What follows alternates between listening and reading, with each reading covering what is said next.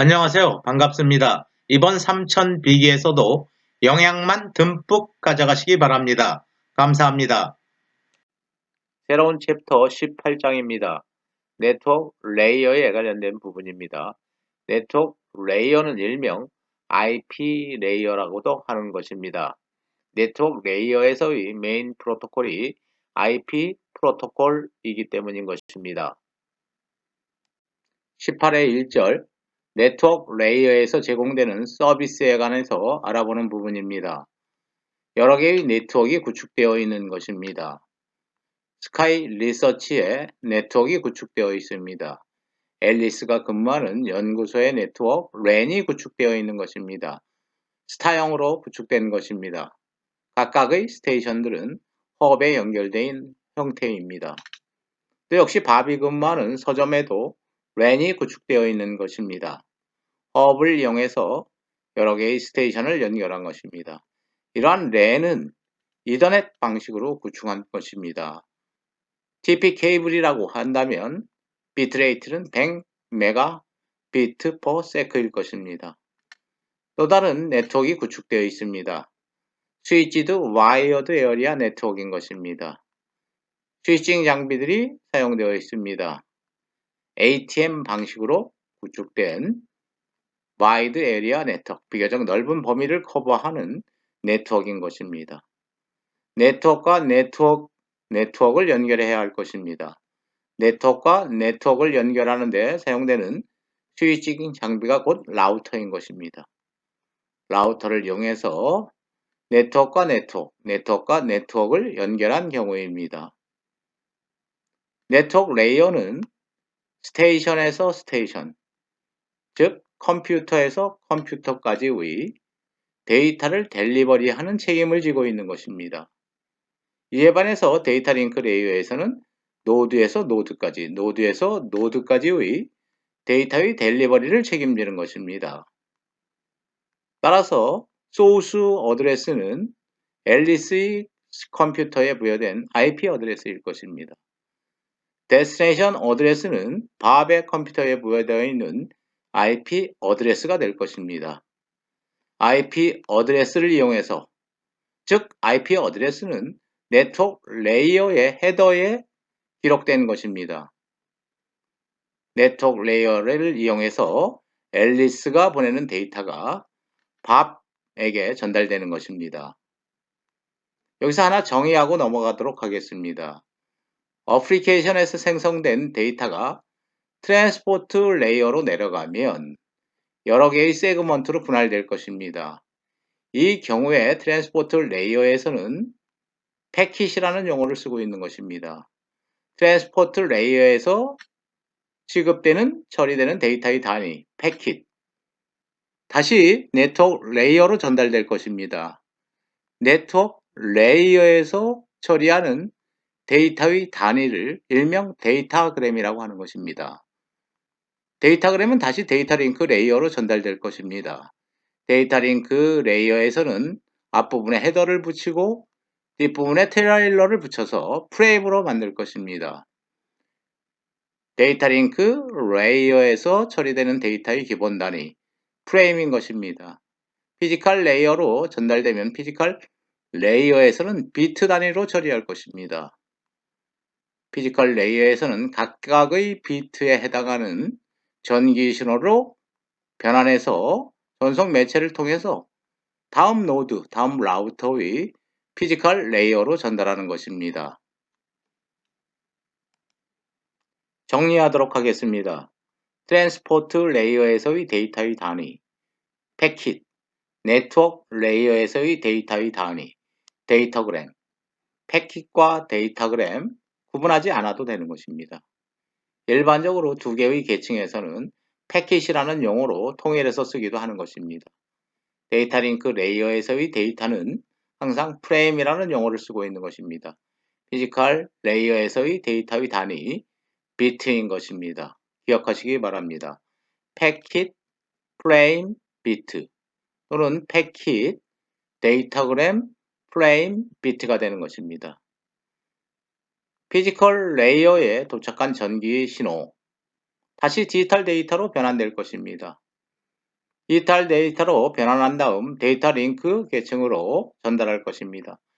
데이터 링크 계층에서는 노드에서 노드까지 프레임이 전송되는 과정에서 에러가 들어가 있는지 여부, 목적지 노드는 맞는지 여부 등을 헤더와 트레일러로 판단해서 이상이 없으면 다시 네트워크 계층으로 전달하는 것입니다. 네트워크 계층에서는 네트워크 계층 헤더에 포함되어 있는 헤더를 열어서 IP 어드레스를 확인할 것입니다. 최종 목적지 어드레스가 밥의 IP 어드레스일 것입니다. 밥까지 가는데 꼭 R2를 거쳐야 되는지 등을 확인한 다음 다시 데이터 링크 레이어로 데이터그램 또는 패킷을 전달할 것입니다. 데이터 링크 레이어에서는 다시 다음 노드 어디로 가야 할지를 판단한 다음 노드의 목적지 어드레스 등을 바꿔서 헤더와 트레일러를 부과해서 프레임을 만들 것입니다. 다시 피지컬 레이어로 내려보내주면 다시 피지컬 레이어에서는 각각의 데이터를 비트 단위로 처리해서 다음 라우터의 피지컬 레이어로 전송 매체를 통해서 전달할 것입니다. 이러한 과정이 계속 반복됨으로 인해서 밥의 컴퓨터까지 전달이 되는 것입니다. 라우터에서는 피지컬 레이어, 데이터 링크 레이어, 네트워크 레이어 3계층을 대상으로 하고 있는 것입니다. 라우터에서는 3계층만을 대상으로 하는 것입니다. 라우터가 수행하는 기능들은 3계층에 해당되는 것입니다. 트랜스포트 레이어나 어플리케이션 레이어하고는 관련이 없는 것입니다. 그러나 스테이션에서는 5계층 모두를 사용하게 될 것입니다.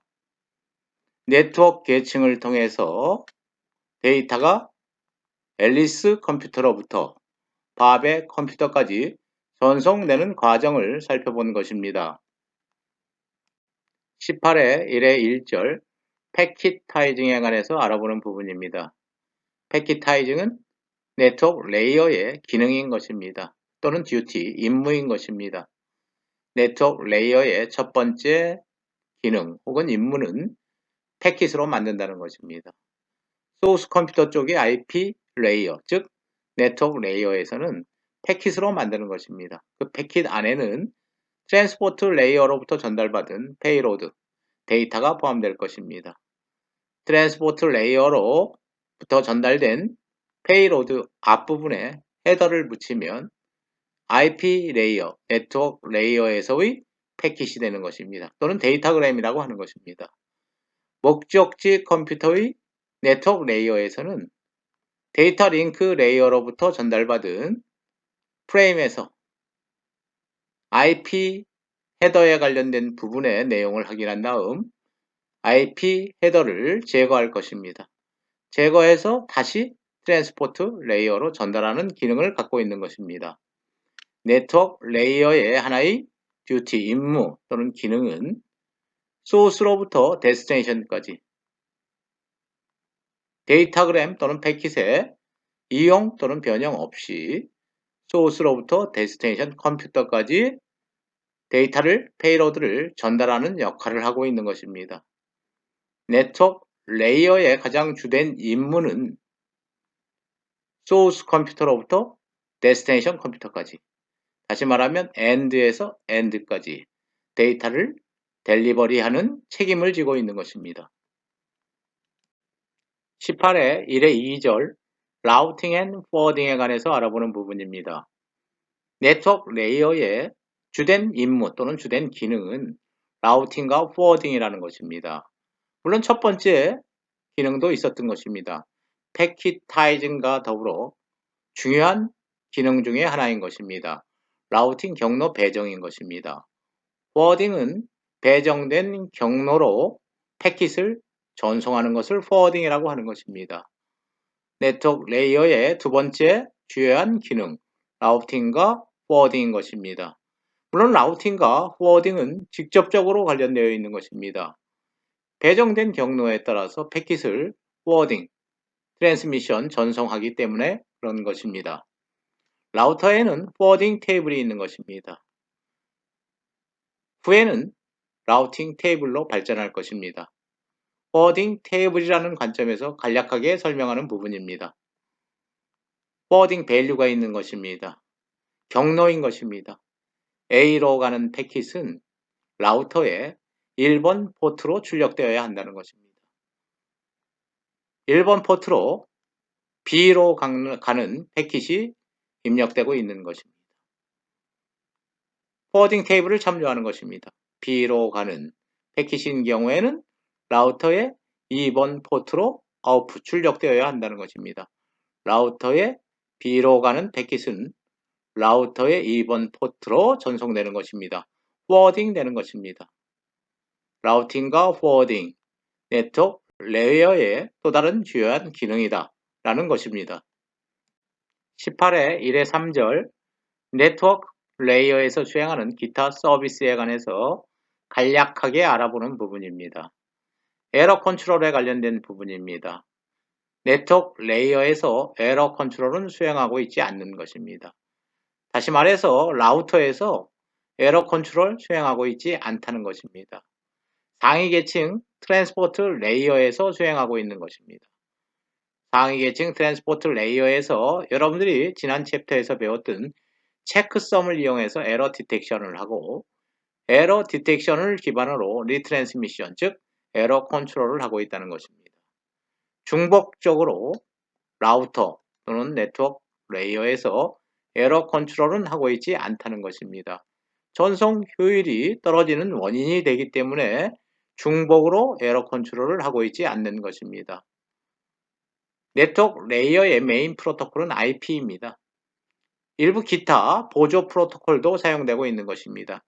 그 중에 하나인 ICMP 프로토콜에서 IP 헤더 내에 포함된 에러 디텍션과 컨트롤만 수행하고 있는 것입니다.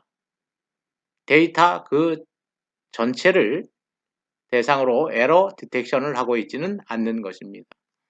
플로우 컨트롤 역시 네트워크 레이어에서 수행되지 않고 있습니다. 플로우 컨트롤 없는 것입니다. 역시 이러한 것들도 전송 효율을 증가하는 하나의 원인이 되는 것입니다. 흐름 제어 역시 트랜스포트 레이어, 즉 상위 계층에서 수행하는 것입니다. 버퍼 자체가 트랜스포트 레이어에 존재하기 때문에 플로우 컨트롤 역시 네트워크 레이어는 수행하고 있지 않다는 것입니다. 컨제션 컨트롤, 굉장히 중요한 부분입니다. 현재 인터넷에서는 구현되고 있지 않는 것입니다. 네트워크상에 갑자기 트래픽이 증가했을 경우에, 즉 다시 말하면 혼잡이 발생했을 경우에 각 라우터에게 혼잡 발생을 통보하고 패킷을 폐기한다든지 패킷 전송을 중지하는지 등의 구현 기술이 존재하지만 현재 인터넷에서 구현돼서 사용되고 있지는 않은 것입니다. 일종의 연구 차원의 하나의 테마라고 볼 수도 있는 것입니다. 퀄리티 오브 서비스, 서비스 품질을 제고하는 부분, 어플리케이션 레이어와 트랜스포트 레이어에서 구현하고 있는 것입니다. 네트워크 레이어에서는 퀄리티 오브 서비스 구현하고 있지 않는 것입니다. IP 계층에서 가장 중요한 또 하나의 프로토콜은 보안 프로토콜인 것입니다. IPsec 프로토콜, IP Security 프로토콜인 것입니다. IP 계층에서 사용되는 중요한 보안 프로토콜, 즉 네트워크 레이어의 또 다른 하나의 주요한 기능은 시큐리티에 관련된 부분이라는 것입니다. 18회 2절 패킷 스위칭에 관해서 알아보도록 하겠습니다. 패킷 교환 방식인 것입니다. 이미 전 챕터에서 우리가 자세하게 살펴본 내용입니다. 스위칭 방식은 크게 두 가지로 분류할 수 있는 것입니다. 서킷 스위칭 방식, 해선 교환 방식인 것입니다. 또 다른 하나는 패킷 스위칭 방식, 패킷 교환 방식인 것입니다. 해선 교환 방식은 전화망에서 사용하는 교환 방식인 것입니다. 우리의 관심 대상이 아닌 것입니다. 데이터 통신망에서 사용되고 있는 패킷 교환 방식은 버추얼 서킷 어프로치 방식과 데이터그램 어프로치 방식으로 분류할 수 있는 것입니다. 버추얼 서킷 어프로치 방식은 우리가 지난 챕터에서 배웠던 ATM망에서 사용되는 패킷 교환 방식인 것입니다. 따라서 인터넷 또는 이더넷 방식으로 구축되어 있는 대부분의 네트워크에서는 데이터그램 어프로치 방식을 사용하고 있는 것입니다. 네트워크 레이어에서의 스위칭 교환 방식, 인터넷에서의 네트워크 레이어에서의 스위칭 교환 방식은 데이터그램 어프로치 방식이라는 것입니다. 18의 2의 1절 데이터그램 어프로치에 관해서 알아보도록 하겠습니다. 데이터그램 어프로치는 기본적으로 비연결 서비스인 것입니다. 소스 컴퓨터에서 데스티네이션 컴퓨터까지의 경로, 연결 설정을 통해서 미리 경로를 배정한 후에 동일 경로로 패킷들이 전송되는 것이 아니라는 것입니다. 커넥션 리스 서비스라는 것입니다. 송신기 샌더 즉 소스 컴퓨터에서 생성된 패킷들입니다. 물론 같은 데이터에서 생성된 패킷들인 것입니다. 데이터의 일종의 세그먼트라고 할 수 있는 것입니다. 1번 패킷, 2번 패킷, 3번 패킷, 4번 패킷 번호가 부여되는 것입니다. 물론 이 부분은 다음 부분에서 IP 헤더 부분에 각 패킷에 번호를 부여하는 부분이 있다는 것입니다. 1번 패킷은 라우터 1을 거쳐서 라우터 4를 거쳐서 라우터 5를 통해서 레시버까지 전송되고 있는 것입니다. 1번 패킷이 전송되는 경로와 2번 패킷이 전송되는 경로가 다르다는 것입니다. 네트워크의 트래픽 상황에 따라서 2번 패킷은 R1에서 R2를 거쳐서 R5를 거쳐서 최종적으로 목적지 스테이션까지 전송될 수도 있다는 것입니다. 물론 1번보다 2번이 더 먼저 도착하는 경우도 있는 것입니다. 마찬가지로 3번과 4번도 역시 전송되는 경로가 다를 수 있다는 것입니다. 도착한 순서가 2번, 4번, 3번, 1번인 것입니다. 순서에 어긋난 것입니다. 패킷에는 번호가 부여되어 있기 때문에 다시 순서에 맞도록 다시 재조립할 수 있는 것입니다. 데이터그램 어프로치 기본적으로 커넥션 리스 어프로치 방식인 것입니다. 라우터에서의 포워딩 프로세스 즉 패킷 전송에 관해서 알아보는 부분입니다. 물론 커넥션 리스 네트워크를 가정하는 경우입니다. 즉 다시 말하면 데이터그램 방식으로 스위칭을 하고 있는 경우를 가정하는 것입니다. 데이터그램 방식은 커넥션 리스 방식이기 때문에 그런 것입니다. 데이터그램 방식에서 패킷의 포워딩은 패킷의 전송은 목적지 주소 즉 데스티네이션 어드레스에 의해서 결정되는 것입니다. 최종 목적지 주소가 어디인가에 따라서 경로가 배정되는 것입니다. 소스 어드레스는 패킷의 포워딩과는 전혀 무관한 어드레스인 것입니다. 소스 어드레스는 패킷 등이 전송 과정에서 폐기될 때 송신 측에 오류 메시지를 전송할 때 사용되는 것입니다.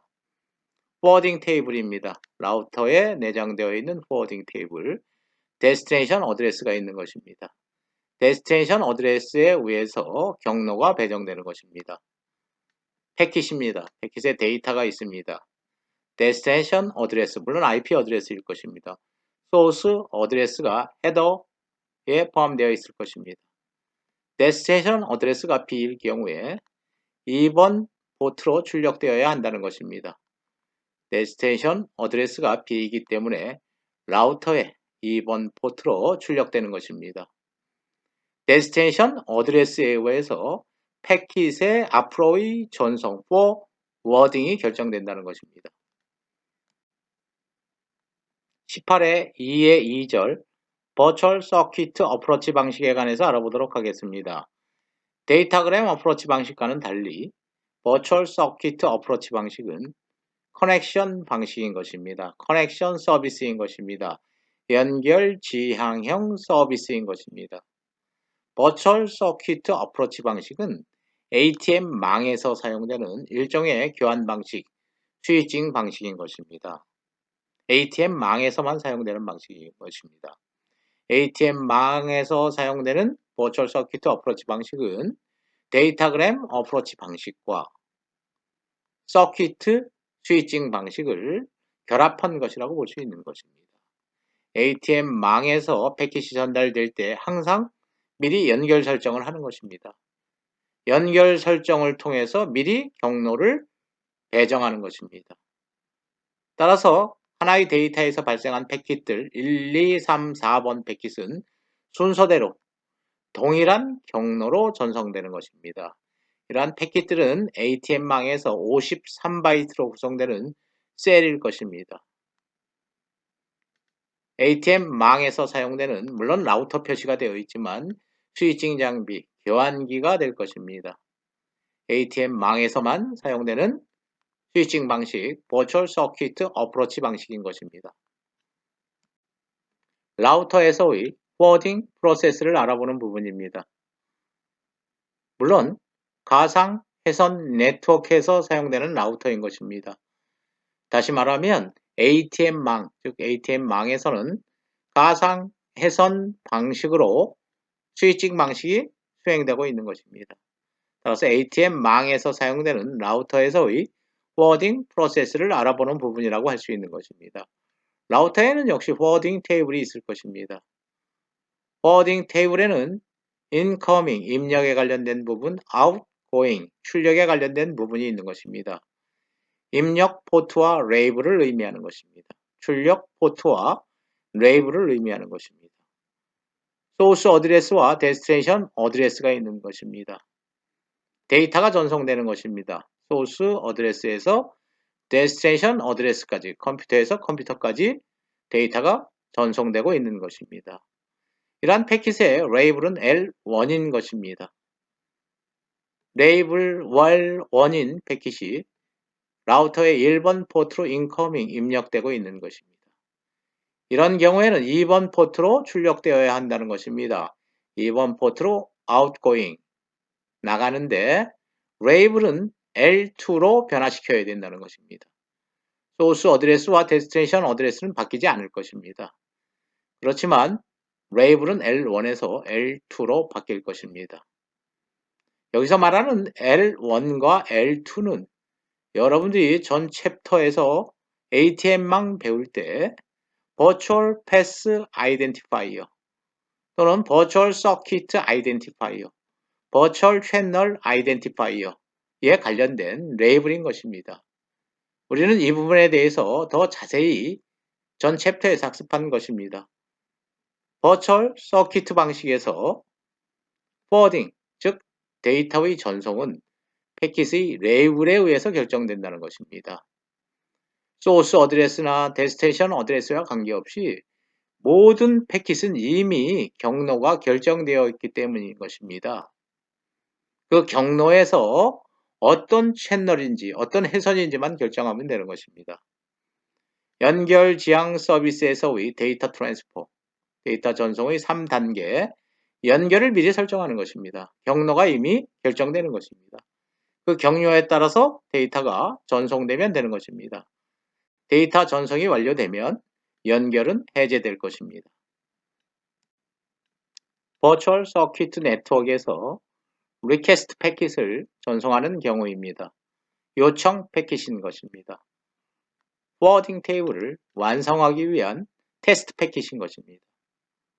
송신 소스 쪽에서 수신 데스티네이션까지 테스트 패킷을 전송할 것입니다. A라는 스테이션에서 B라는 스테이션까지 테스트 패킷이 전송되는 과정인 것입니다. 처음에 A에서 테스트 패킷이 전송되면 라우트 1에 도착할 것입니다. 1번 포트로 입력되는 것입니다. 인커밍 부분 라우터의 1번 포트로 입력되는데 레이블을 14번을 임의로 할당하는 것입니다. 14번을 할당할 것입니다. 이러한 1번 포트로 입력된 패킷은 3번 포트로 나가야 하는 것입니다. 그래야지 B까지 갈 수 있는 것입니다. 물론 3번 포트로 나가야 하는지 2번 포트로 나가야 하는지 4번 포트로 나가야 하는지는 IP 어드레스 갖고 결정하는 부분입니다. IP 어드레스에 의해서 최종 목적지까지 가기 위해서는 3번 포트로 나가야 된다는 것을 안다는 것입니다. 3번 포트로 나가면 되는 것입니다. 포워딩 테이블 아직 레이블 부분 채우지 못했습니다. 다시 라우터 1의 3번 포트는 라우터 3의 1번 포트와 연결되어 있는 것입니다. 따라서 라우터 1의 3번 포트로 출력되는 패킷은 라우터 3의 1번 포트로 입력할 것입니다. 라우터 3의 1번 포트로 입력하는 패킷의 레이블을 66번으로 할당하겠습니다. 임의로 할당하는 번호인 것입니다. B까지 가려면 3번 포트로 출력되어야 되는 것입니다. 아직 완성하지 못한 것입니다. 다시 1번 포트로 입력되는 패킷을 레이블을 22를 할당하도록 하겠습니다. 4번 포트로 출력되어야지 데스티네이션 컴퓨터, 즉 B에 도착할 수 있는 것입니다. 포워딩 테이블 테스트 패킷을 소스에서 데스티네이션으로 전송하는 과정에서 포워딩 테이블의 일부를 우리가 만들 수 있었던 것입니다. 다음 슬라이드에서 테스트 패킷을 B에서 A로 전송할 것입니다. B에서 A로 전송하면서 나머지 포워딩 테이블 부분을 완성할 것입니다. 버추얼 서킷 네트워크에서 Acknowledgement 패킷을 전송하는 경우 알아보도록 하겠습니다. 전 슬라이드에서 우리는 포워딩 테이블을 완성하기 위해서 리퀘스트 패킷을 소스에서 데스티네이션으로 전송하는 경우를 살펴본 것입니다. 즉 연결 설정을 요청하는 것입니다. 이번에는 다시 그 연결에 응답하는 승인 패킷을 B에서 A로 전송하는 경우를 살펴보는 것입니다. 일종의 테스트 패킷을 전송하고 다시 테스트 패킷으로 승인하는 방법인 것입니다. 1, 14, 3번은 이미 완성됐던 것입니다. 66번, 22번, 77번을 완성하는 과정을 설명하는 부분입니다. B에서 패킷이 출발하는 것입니다. 77번 레이블을 할당하도록 하겠습니다. 임의로 정하는 숫자인 것입니다. 레이블 번호인 것입니다. 따라서 인커밍 되고 있는 것입니다. 지금 4번 포트로 아웃고잉이 아니라 인커밍에 해당되는 부분입니다. 거꾸로 이 부분이 아웃고잉에 해당되는 부분입니다. 4번 포트로 입력되는 패킷은 항상 레이블 번호가 77번으로 할당하겠다는 것입니다. 1번 포트로 출력되는 것입니다. 물론 그때 레이블 번호는 22번인 것입니다. 이미 결정된 부분입니다. 따라서 22번 레이블 번호를 갖는 패킷이 3번 포트로 입력되고 있는 것입니다. 3번 포트로 22번 레이블 번호를 갖는 패킷이 입력되고 있는 것입니다. 22번 완성된 것입니다. 66번을 달고 1번 포트로 출력될 것입니다. 66번을 달고 1번 포트로 출력돼서 다시 3번 포트로 들어가는 것입니다. 66번 레이블을 가진 패킷은 3번 포트로 입력할 것입니다. 66번 레이블을 갖는 패킷은 3번 포트로 입력되는 것입니다. 66번이 결정된 것입니다.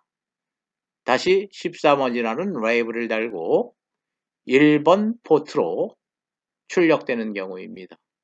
포워딩 테이블 완성하는 과정을 우리가 살펴본 것입니다. 버추얼 서킷 네트워크, 즉 ATM망에서의 포워딩 테이블 완성 과정 알아본 것입니다. 버추얼 서킷으로 구성된 네트워크에서 패킷의 흐름, 즉 패킷의 전송 과정을 알아보는 부분입니다. 우리는 이전 슬라이드에서 포워딩 테이블을 완성하는 과정을 살펴본 것입니다. A에서 B로, 즉 다시 말하면 소스에서 데스티네이션 쪽으로 경로 배정 요청 패킷을 전송하는 것입니다. 리퀘스트 패킷을 전송한 것입니다. 일종의 테스트 패킷 중에 하나인 리퀘스트 패킷을 전송하고 그 리퀘스트 패킷에 응답하는 Acknowledgement 패킷을 B에서 A로 전송하는 과정에서 포워딩 테이블을 완성했던 것입니다. A에서 B로 패킷을 전송할 때 경로가 이미 완성되는 것입니다. 배정된 경로로 모든 패킷이 순서대로 전송될 것입니다. 18의 3절 IP 버전 4 어드레스에 관해서 알아보는 부분입니다. 현재 우리가 사용하고 있는 IP 어드레스는 버전 4인 것입니다. 곧 얼마 되지 않아 버전 6로 변화될 것입니다.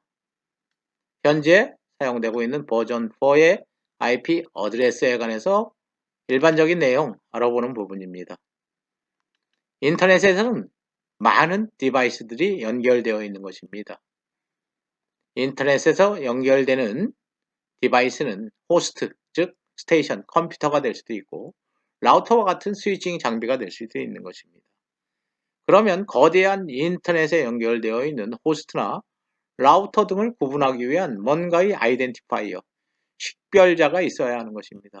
그러한 식별자 곧 어드레스인 것입니다. IP 어드레스라고 하는 것입니다.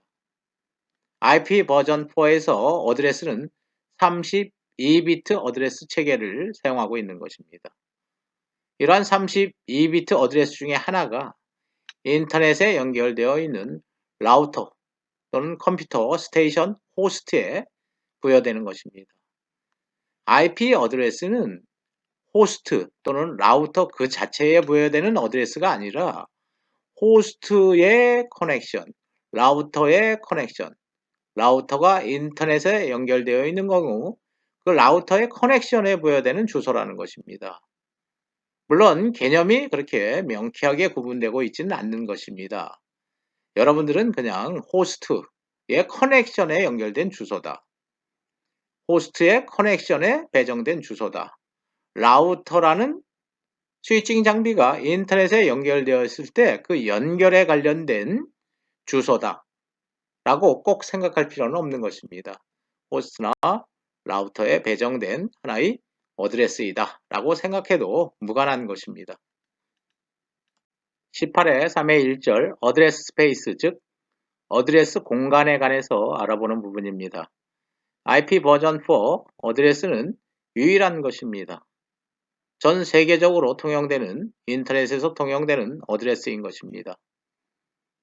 인터넷에 연결되어 있는 호스트나 또는 스위칭 장비에 유일하게 중복되지 않게 부여되는 어드레스인 것입니다.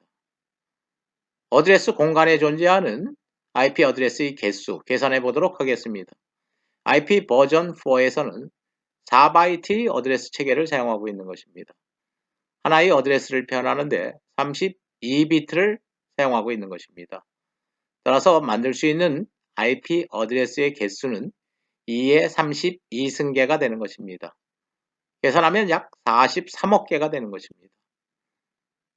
초창기에는 43억 개의 IP 어드레스이면 충분한 것으로 생각한 것입니다. 전 세계 인구의 60억 또는 70억 모두가 컴퓨터를 소유할 수는 없기 때문인 것입니다.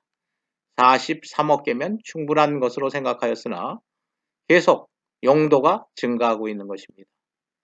최근 들어서 IoT 분야에서는 컴퓨터에만 IP 어드레스가 부여되는 것이 아니라 사물에도 IP 어드레스가 부여되고 있는 것입니다.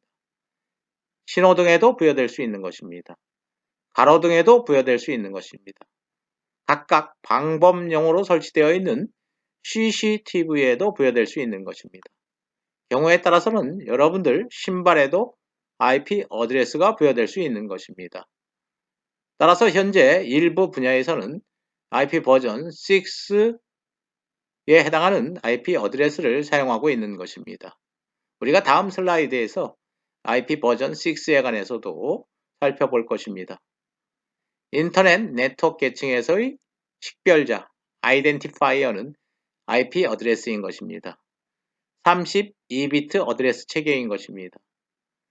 물론 IP 어드레스는 네트워크상에서 바이너리로 동작할 것입니다. 디지털 시스템에서의 모든 데이터는 0과 1로 표현되는 것입니다.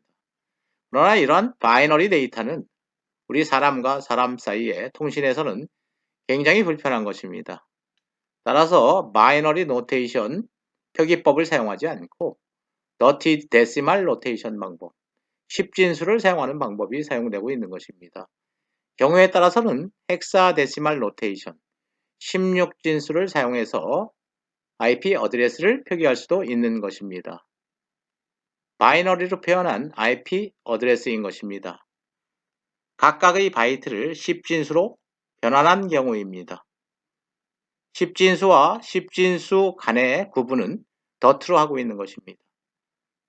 사람과 사람 간의 통신에서 주로 널리 사용되고 있는 방식인 것입니다.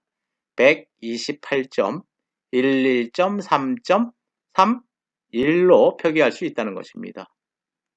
물론 IP 어드레스를 헥사데시말 즉 16진수로 표기할 수도 있는 것입니다. 18의 4의 1 어드레스 스페이스에서의 어드레스의 계층적 표현에 관해서 알아보도록 하겠습니다. Hierarchical Addressing System에 관해서 알아보는 부분입니다. IP 어드레스에는 32비트가 배정되어 있는 것입니다.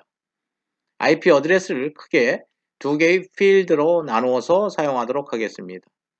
앞부분에 위치했다는 의미에서 프리픽스라고 칭하고 있는 것입니다. 뒤에 부분에 위치했다는 의미에서 서픽스라고 하는 것입니다. 프리픽스 부분에 n비트를 할당하였다고 한다면 서픽스 부분은 32-n 비트가 할당될 것입니다. 프리픽스 부분은 여러 개의 존재하는 네트워크를 서로 구분하는 데 사용되는 아이덴티파이어, 식별자인 것입니다. 서픽스는 특정 네트워크가 지정됐을 경우에 특정 네트워크에 연결되어 있는 호스트나 스위칭 장비들을 구분하는 데 사용되는 식별자인 것입니다. IP 버전 4에서는 항상 계층적으로 어드레스가 표현되는데 쉽게 얘기하면 크게 두 개의 필드로 나누어서 어드레스를 사용하고 있다는 것입니다.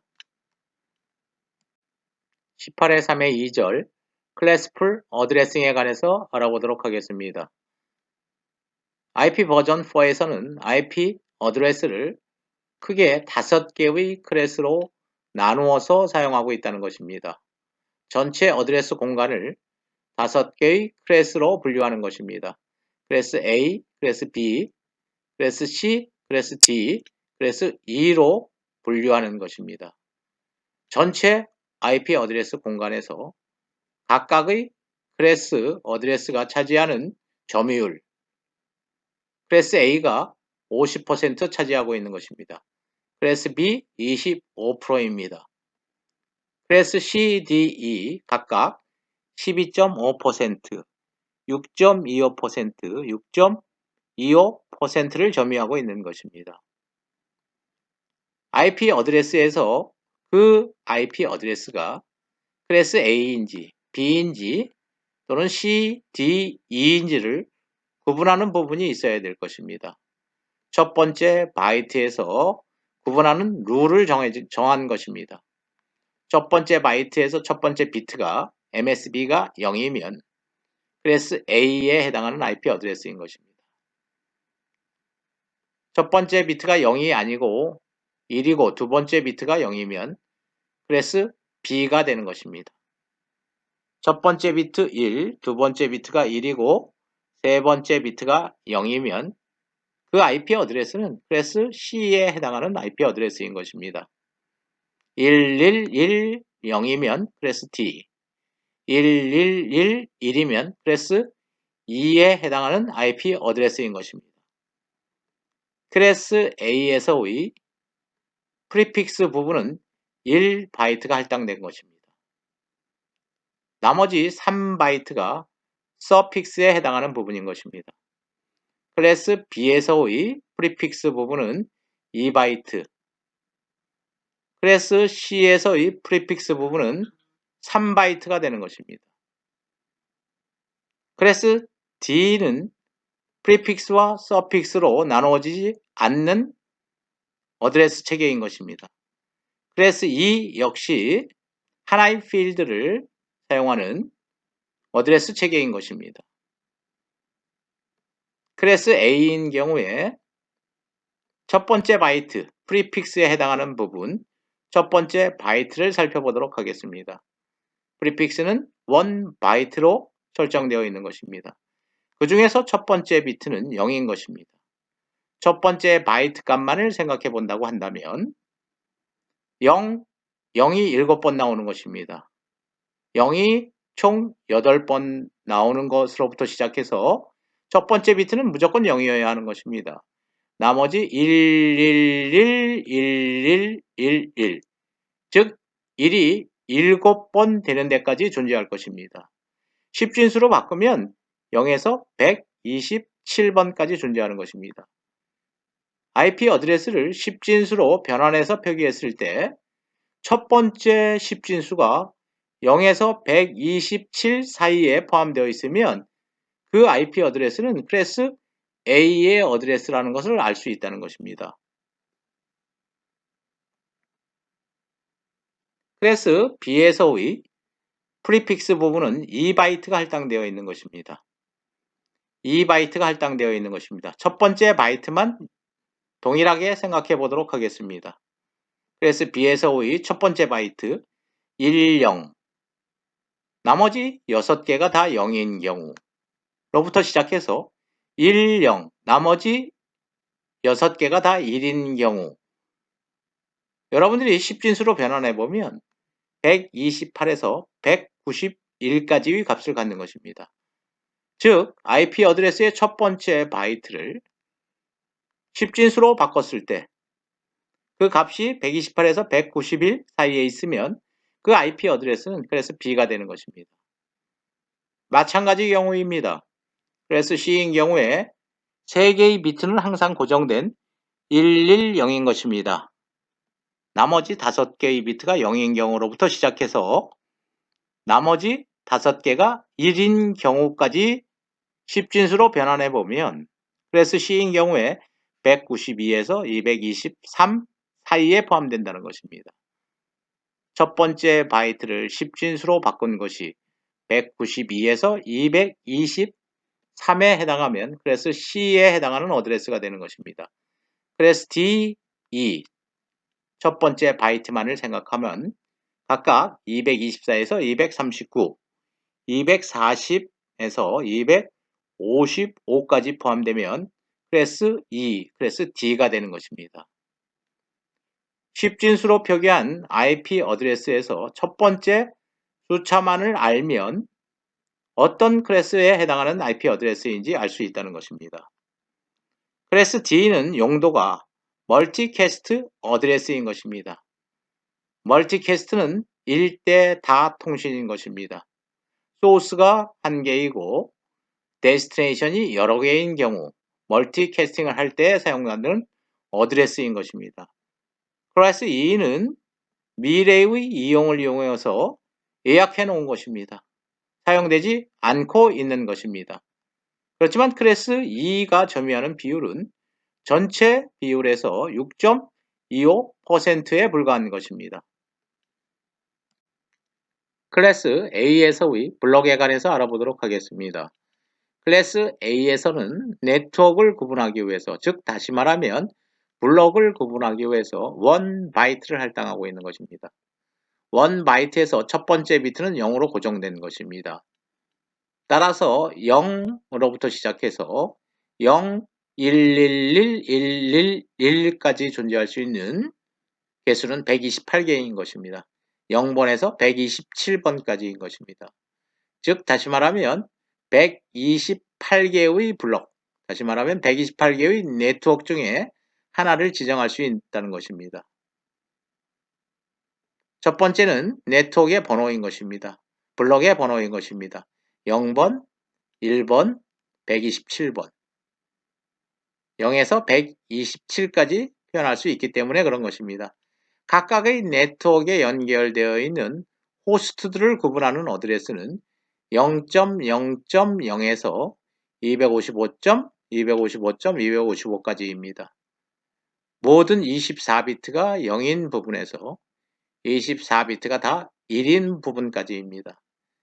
1번 네트워크로 할당되었다고 한다면 그 1번 네트워크에 연결되는 호스트들은 0.0.0에서 25.25.25점까지 24비트를 이용해서 어드레스를 부여하면 되는 것입니다. 마찬가지 127번 네트워크에서도 24비트를 이용해서 각 네트워크에 연결된 호스트 스테이션들의 어드레스를 부여할 수 있는 것입니다. 클래스 A에서는 블록이 128개 존재하는 것입니다. 73번 블럭을 예로 들어보도록 하겠습니다. 네트워크 73번으로 지정된 것입니다.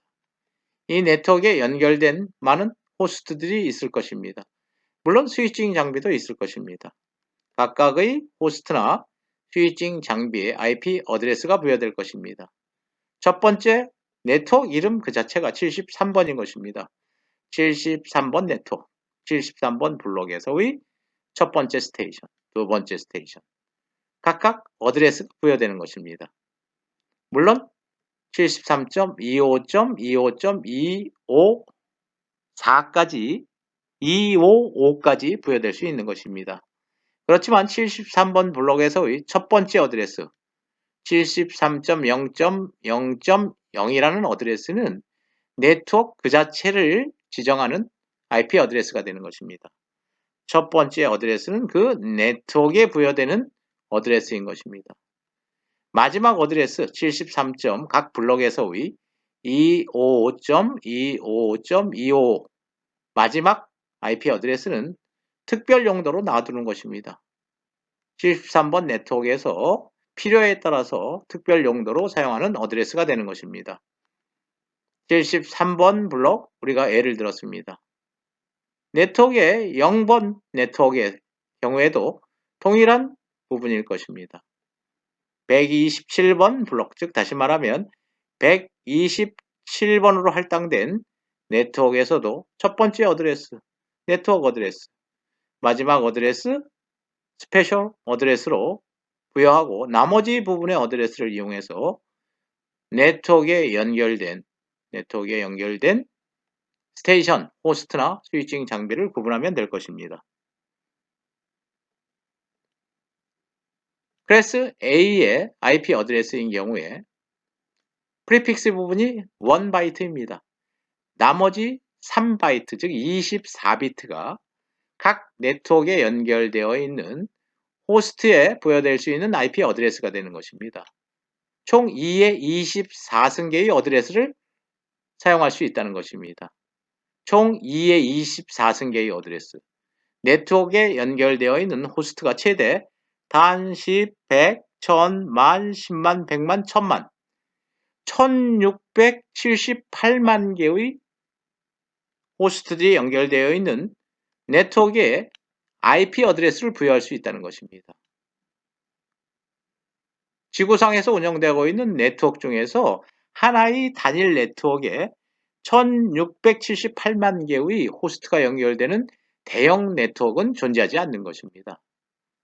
클래스 A는 굉장히 낭비가 심하다고 할 수 있는 것입니다. 만약에 우리 강남대학교에서 클래스 A를 하나 할당받았다고 한다면 우리 강남대에 있는 네트워크에 연결되어 있는 호스트 또는 스위칭 장비가 만약에 10,000개였다, 20,000개였다 라고 생각하면 1677만 개, 78만 개에서 2만 개라고 생각하면 1676만 개의 IP 어드레스가 남아 돌아가는 것입니다. 클래스 A에서의 문제점 간단히 우리가 알아보았습니다. 클래스 B에서의 블럭과 블럭 내에 IP 어드레스를 배정하는 방법에 관해서 알아보도록 하겠습니다. 클래스 B에서는 2바이트가 블럭을 지정하는 데 사용되는 것입니다. 나머지 2바이트는 블럭 내 IP 어드레스가 되는 것입니다. 2바이트가 블럭을 지정하는 데, 즉 네트워크를 지정하는 데 사용되는데 첫 번째 2개의 비트는 항상 1과 0으로 고정되어 있는 것입니다. 따라서 블럭 번호를 10진수로 표현할 때 첫 번째 숫자는 1, 0, 6개의 비트 모두 0인 부분에서 1, 0, 6개의 비트 모두 1인 부분까지, 즉 128번에서 191번까지 변하는 것입니다. 다음 두 번째 바이트도 역시 블럭을 지정하는데, 네트워크를 지정하는 데 사용되는 바이트인 것입니다. 8비트이므로 0에서 255번까지 바뀔 것입니다. 118.0번 블록, 128.1번 블록, 180.8번 블록, 180.8번 블록, 191. 마지막 255번 블록이 되는 것입니다. 물론 윗부분은 191.254번 블록이 될 것입니다.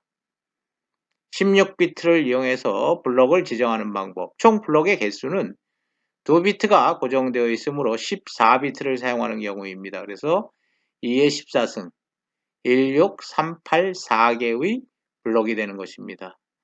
그 중에서 16개의 블록은 사설 주소용으로 할당되어 있는 것입니다. 인터넷과 전혀 관계없는 사설 네트워크를 운영하는데 각각의 네트워크와 블록 내에 있는 호스트들의 어드레스로 사용하는 것입니다. 사설 랜이 있는 것입니다. 사설 랜이 있는 것입니다. 망과 망을 라우터로 연결하고 있는 것입니다. 전용 회선으로 연결하는 것입니다. 인터넷을 통해서 망과 망을 연결하는 것이 아닌 것입니다. 완전한 사설 네트워크, 인터넷과 관계없이 독립적으로 운영되는 사설 네트워크입니다. 이런 네트워크에서도 네트워크와 네트워크를 구분하고 네트워크 내에 연결된 호스트들과 스위칭 장비를 구분하기 위해서는 IP 어드레스가 필요한 것입니다. 사설 주소용으로 16개의 블록을 할당해 놓은 것입니다. 16,384개의 블록 중에서 16개의 블록을 빼면 기간에 할당되는 블록이 16,368개가 되는 것입니다. 각 블록 내 IP 어드레스의 개수는 블록 내 IP 어드레스의 개수 16비트로 할당되는 것입니다. 따라서 2의 16승계, 65536개가 되는 것입니다. 첫 번째 블록은 128.0번 블록이 될 것입니다. 마지막 부분은 128에서 191까지, 0에서 255까지, 191.255번 블록이 될 것입니다. 그림은 180.8번 블록을 예로 들은 것입니다. 180.8번 블록에 0번째 어드레스, 즉 제일 첫 번째 어드레스인 것입니다. 네트워크 그 자체를 지정하는데 사용되는 어드레스인 것입니다. 다음 첫 번째 어드레스, 첫 번째 호스트를 지정하는 데 사용되는 어드레스, 두 번째 어드레스, 두 번째 호스트에 배정되는 어드레스인 것입니다. 180.8번 블록의 마지막 어드레스는 255.255가 될 것입니다. 마지막 어드레스는 특수용으로 남겨두면 되는 것입니다. 경우에 따라서 활용하면 되는 것입니다. 180.8번 블록 예로 들었습니다. 블록은 128.0번 블록에서 191.255 블록까지 다수의 블록이 존재할 수 있는 것입니다. 클래스 B에서의 블록과 블록 내에 할당되는 IP 어드레스에 관해서 알아본 것입니다. 클래스 C에서의 블록 할당과 블록 내 IP 어드레스 할당에 관해서 알아보도록 하겠습니다. 클래스 C에서는 3바이트가 네트워크 아이디가 되는 것입니다. 프리픽스 부분입니다. 1바이트가 호스트 아이디, 서픽스 부분이 되는 것입니다. 3바이트를 갖고 블록 또는 네트워크를 할당하는 것입니다. 3바이트 중에서 앞에 3비트는 클래스 C를 지정하는 비트가 되는 것입니다. 따라서 24바이트 중에서 21비트가 남는 것입니다. 2의 21승계의 블록을 지정할 수 있다는 것입니다. 많은 기간에 클래스 C의 IP 어드레스를 할당할 수 있다는 의미가 되는 것입니다. 각각의 블록, 네트워크 내에 해당되는 IP 어드레스 1바이트입니다. 1바이트이므로 8비트 즉 256개의 어드레스가 할당될 수 있는 것입니다. 블록 내 어드레스가 클래스 C인 경우에는 256개로 또 너무 작은 경우인 것입니다. 이 중에서도 클래스 C에서도 256개의 블록은 사설 주소용으로 그 용도를 특정해 놓은 것입니다. 총 블록의 개수에서 256개를 빼면 나머지 2096896개의 블록이 기간에 할당될 수 있는 클래스 C의 IP 어드레스가 되는 것입니다. 첫 번째 블록 192.0.0이 될 것입니다. 마지막 블럭 192에서 23까지 0에서 255까지 0에서 255까지 세 바이트가 모두 블럭 어드레스가 되는 것입니다. 따라서 마지막 블럭은 223.255.255가 될 것입니다. 마지막 호스트 아이디에 관련된 부분 0에서 255까지 변할 것입니다. 200.11.8번 블록인 것입니다. 3개의 바이트가 모두 블럭을 지정하는 데 사용되는 것입니다. 어드레스는 블럭 내의 어드레스는 256개인 것입니다. 0번부터 255번까지 있는 것입니다. 첫 번째 어드레스 0번 어드레스는 네트워크 그 자체의 어드레스. 마지막 255번 어드레스는 스페셜 어드레스가 되는 것입니다. 클래스 C에서의 블럭과 블럭 내에 할당되는 IP 어드레스 256개에 관해서 우리가 살펴본 것입니다. 클래스 C에서 블럭 내 어드레스는 최대 256개인 것입니다. 너무 적은 것입니다. 클래스 C의 단점은 각 기관에서 요구하는 IP 어드레스보다 너무 작다는 것입니다. 여러 개의 블럭을 할당받을 수밖에 없는 경우인 것입니다. 사설 네트워크에서의 주소 변환에 관해서 알아보도록 하겠습니다. 사설 네트워크 배정되어 있는 것입니다. 지정되어 있는 것입니다. 클래스 A에서 지정된 사설 네트워크의 범위인 것입니다. 총 개수는 2의 24승계가 되는 것입니다. 클래스 B에서 지정된 사설 네트워크의 주소 범위 총 개수는 2의 20승계가 되는 것입니다. 첫 번째 숫자가 192인 것입니다. 클래스 C의 IP 어드레스인 것입니다. 클래스 C의 IP 어드레스 중에 일부를 사설 네트워크용 주소로 배정해 놓은 것입니다. 총 개수는 2의 16승계인 것입니다. 사설 네트워크입니다. 사설 네트워크와 인터넷을 연결하는 라우터가 존재하는 것입니다. 이 경우에 사설 네트워크에 연결된 각각의 호스트에는 사설 네트워크를 위한 IP 주소, 사설 IP 주소가 배정되어 있는 것입니다. 물론 네트워크 그 자체에도 사설 네트워크 어드레스가 부여되어 있는 것입니다. 인터넷에서는 이러한 IP 어드레스를 식별할 수 없는 것입니다. 인터넷에서는 공용 IP 어드레스를 사용하고 있는 것입니다. 따라서 패킷이 인터넷으로부터 사설 네트워크로 전달되는 과정에서는 공용 IP 어드레스를 사설 네트워크 어드레스로 라우터가 변환해 줘야 되는 것입니다. 네트워크 어드레스를 네트워크 어드레스를 트랜슬레이션 시켜주는 역할을 하는 라우터가 필요하다는 것입니다. 내부에서 패킷이 외부 인터넷으로 전송되는 경우도 역시 사설 IP 어드레스가 공용 IP 어드레스로 변환되어야 하는 것입니다. 네트워크 어드레스 트랜슬레이션에 관해서 살펴본 부분입니다. 주소 변환에 관한 부분입니다. 라우터는 주소를 변환해야 하는 것입니다. 외부로 전송되는 패킷의 경우에는 발신주 주소, 사설 네트워크 주소로 되어 있을 것입니다.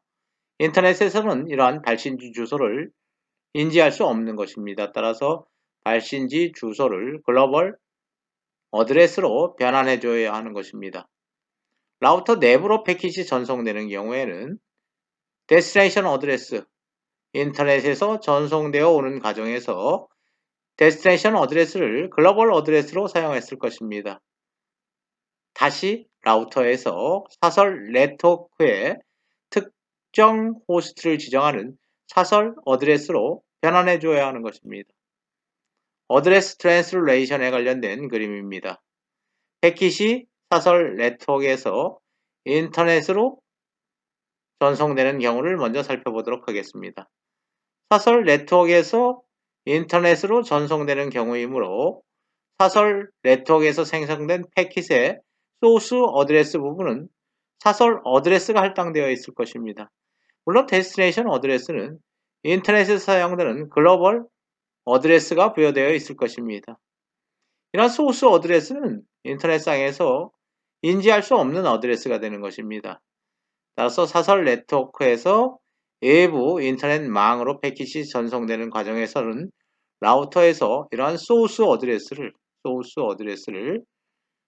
글로벌 어드레스로 변환해 줘야 하는 것입니다. 인터넷에서 패킷이 사설 네트워크로 전송되는 경우 데스티네이션 어드레스가 200.24.5.8과 같은 글로벌 어드레스로 지정되어 있을 것입니다. 즉 라우터의 어드레스가 될 것입니다. 소스 어드레스는 당연히 인터넷에 연결된 호스트가 전송하는 패킷이기 때문에 당연히 글로벌 어드레스로 되어 있을 것입니다. 데스티네이션 어드레스도 글로벌 어드레스를 이용해서 라우터까지 도달하는 것입니다. 라우터가 데스티네이션 글로벌 어드레스를 사설 네트워크에 연결되어 있는 특정 호스트의 사설 어드레스로 변환해 줘야 되는 것입니다. 물론 이 경우에는 172.18.3.1로 변환해서 특정 스테이션으로, 특정 호스트로 패킷이 전달될 수 있는 것입니다. 그러나 이러한 데스티네이션 어드레스가 라우터로 되어 있는 것입니다. 라우터에 도착하는 많은 패킷들이 사설 네트워크에 어떤 호스트에 전달되어야 하는지 굉장히 어려운 문제인 것입니다. 그러한 문제를 해결하기 위해서는 또 다른 라우팅 테이블을 하나 만들어 놔야 된다는 것입니다. 따라서 패킷의 주소 변환, 외부로 전송되는 경우는 단순하지만 소스 어드레스만 글로벌 어드레스로 바꿔주면 되지만 내부로 전송되는 경우에는 라우터가 과연 이런 패킷이 내부 네트워크에서 어떤 호스트에 전송되는 패킷인지를 구분하는 테이블이 또다시 필요하다는 것입니다. 네트워크 어드레스 트랜슬레이션을 위한 라우팅 테이블을 활용해야 한다는 것입니다.